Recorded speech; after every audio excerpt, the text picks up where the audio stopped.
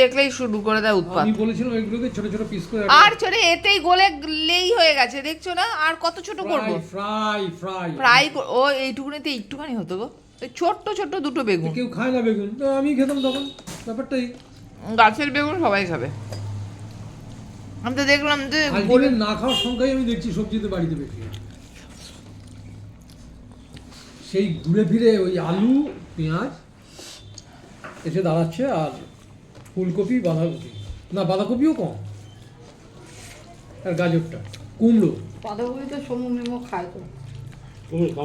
একদিন লিস্ট নিয়ে বসবো, দেখবো কটা খাই কটা খাই না। পেঁপে খাই আমরা, কাঁচকলা খাই আমরা, উচ্ছে খাই, ঘি কলা খাই, সবই আলটিমেটলি খাই, কম বেশি করে সবই খাই।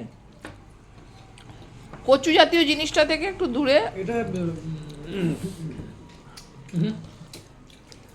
নুন কম হয়েছে।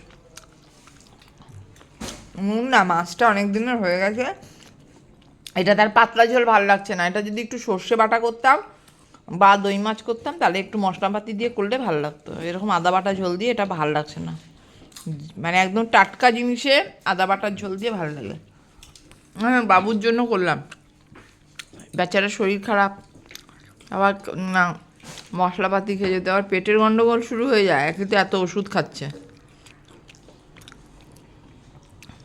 তারপর মিমো নেই বলে, মিমো থাকলে হয়তো তাই করতাম।